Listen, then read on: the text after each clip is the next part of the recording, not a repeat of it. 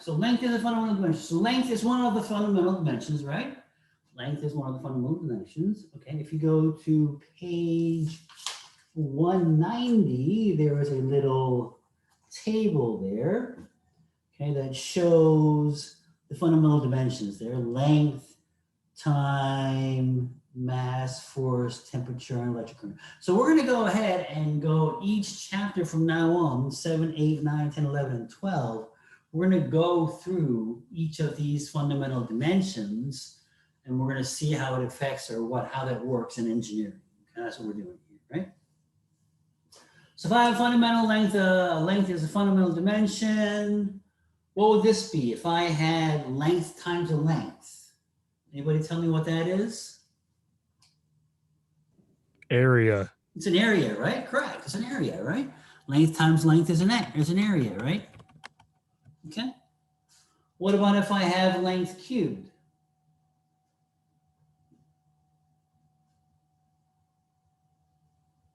What's area times Volume. another? It would be volume, correct? This would be a volume, right? This would be volume. Okay. All right. All right. So there you go. So that's kind of up there. It kind of shows you there, right? And then you have the area moment of inertia. We're actually going to talk about that. That's the fourth one. So if you go L to the fourth, okay, we're going to talk about that, I think. All right.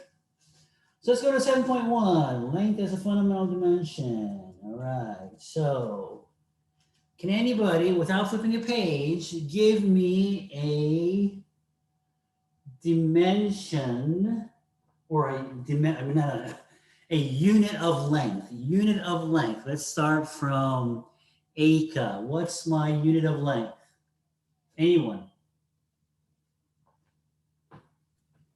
Meter. A meter, okay? A meter, all right, sounds good. Ezekiel.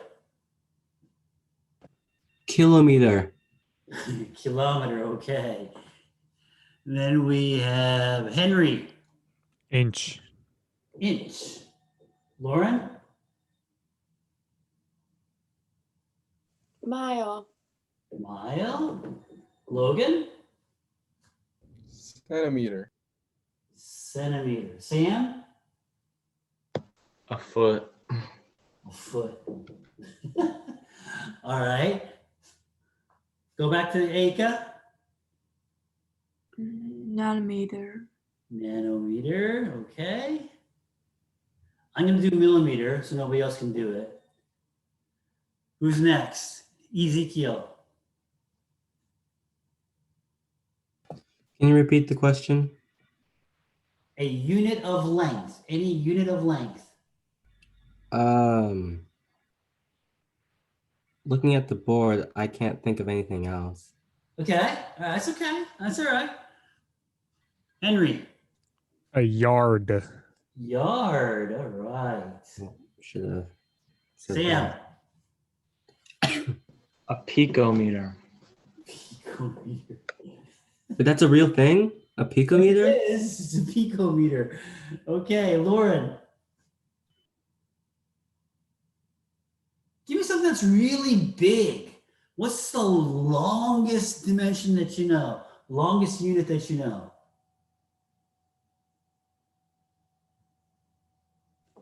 I don't know. Anybody remember the Toy Story?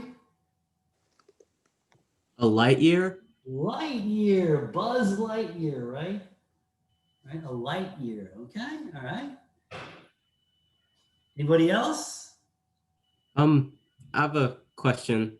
Sure. So is a light year actually, how do I put this? Is it really considered a distance? Because isn't just how fast something light travels? Ooh, okay, so that's you're confusing the speed of light with a light year. A light year is the distance a light will travel in 1 year, okay? Versus the speed of light. Anybody know what the speed of light is? Faster than sound.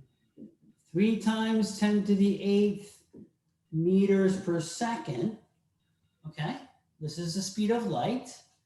Okay, so if I want to go to light year, I have to go what? So this is meters up here, this is seconds. So first of all, I have to change the seconds into hours, correct? Right? And there are how many hours in a day? 24. 24 hours in a day. And then I have to go year, right? 1 year is 365 days, correct? So this goes away, hours goes away, seconds goes away. So I am meter per year, right? So there you go. I So see. go this times this times this times this, and that's how far the light will travel in 1 year. Okay? All right. Anybody else know a unit of length associated with space? What's the like AU or A? What's that one? Like a That's space? called the astronomical unit. Yeah, that one. That. What else? Everybody heard the term parsec? Yes. Right? Parsec, right? There's the parsec. Okay. All right. So there's many different things, right? So these are kind of there are many different units. So let's go and flip the page and see if they don't show them yet. On page 193, it shows you the coordinate systems associated with length. So the one that we all know and love is the Cartesian system. Okay. Those of you who have taken honors pre-calc have heard of the cylindrical system, all right? Otherwise known as the what? What's it called? What do we actually learn it as? We learned it as the polar system, right? R and theta. Ring a bell, maybe? Then again, maybe not. Flip the page. Go to page 194. There gives you a table of some of the things that we talked about, right? Some of the things that we talked about. Okay. The interesting things that we did not talk about is a mill. A mill, okay, that's 1/1000th of an inch. And there's also a point and a pica. A point and a pica are printers units. I have no idea what they are. Okay. I know nothing about printing. All right. Then you have the other stuff that we already talked about, right? On the top of page 195, it shows you some of the implements or tools that you can use to measure distance. Okay. So there's the vernier caliper and there's the micrometer. Okay. So can anybody look at the vernier caliper and tell me what the top teeth do and the bottom teeth do? They measure things. Ah, what kind of things do they measure? Lengths and pipes. Lengths in pipes. So you would measure the pipe length using this thing? No. Like the height, like The what? the height of the pipe. Height of the pipe. What do you mean by the height of the pipe? Oh, The The- width. the diameter. Oh, the diameter. So if you look at a pipe, it look like this, correct? It look like this. Okay. Yeah. So the upper two teeth, you would go in here and measure the inner diameter, right? Because it would just sit right in there, correct? And the bottom ones, you would measure the outer diameters, correct? Just because just the way it's situated, right? You could not use, if you tried to use the bottom teeth trying to measure the inner diameter, you're kind of eyeballing it, right? You see what I mean? Does that make sense? You see how it would not really be an accurate measurement? So again, the bottom two teeth are the outer diameter, the top two are the inner diameter, okay? That's what those are for, okay? All right, flip the page. And we have some surveying equipments there, right? So an example of an electronic distance measuring instrument used in surveying, okay? So it used to be that you would kind of have, does anybody remember watching the Raiders of the Lost Ark, the first one, where in the scene where Harrison Ford or Indiana Jones actually goes to the dig site and he's measuring off the distance, trying to find and using the surveying equipment, where he was kind of adjusting the bottom parts and he was doing measurements there? Because that was the olden days. Now we have a electronic distance measuring, so you don't have to do that, okay? But it's the same thing. This is the stuff that you use to measure, to survey stuff. So why do we use this? Where do you see this at? Has anybody seen any of these before, used before? Like construction sites. Construction sites, right? Where else? And what different kind of construction sites? Can you see them? You would see sometimes as you're traveling along the highway, you would see a flag that says survey equipment ahead, right?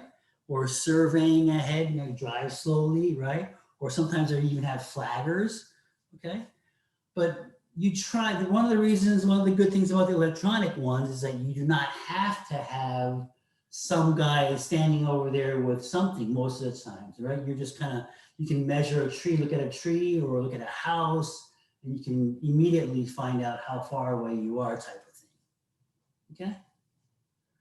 So that's that. Okay, then we have some trigonometry there. So you have some trigonometry. So who has not taken trig yet? I'm looking. I haven't. So Henry, have you not taken trig yet? I have not taken trig. Okay. Ezekiel has not taken trig yet. Aika, are you familiar with any of these equations? I'm not sure. I don't. Sure. Okay, so let's quickly go over.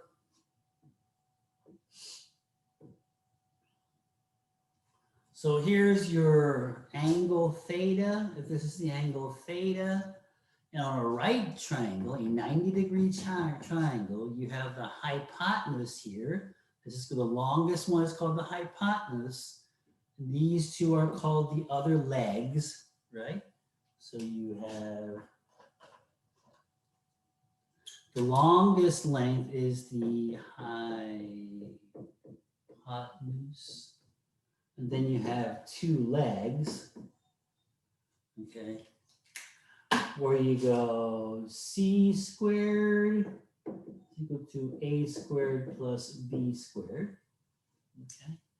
Then we have three different trigonometry or ratios here. We have sine theta, cosine theta, and tangent theta.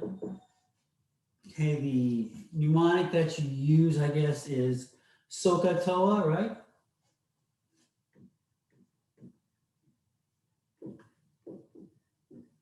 SOHCAHTOA. So is the opposite over the hypotenuse. So if from this angle, the opposite is going to be B over the hypotenuse. So it's going to be B over C. Cosine is the adjacent over the hypotenuse. Adjacent is the leg closest to this, so it would be A. So it would be A over the hypotenuse. Then you have tangent is the opposite over the adjacent. So it's opposite over the adjacent. P over A. Okay?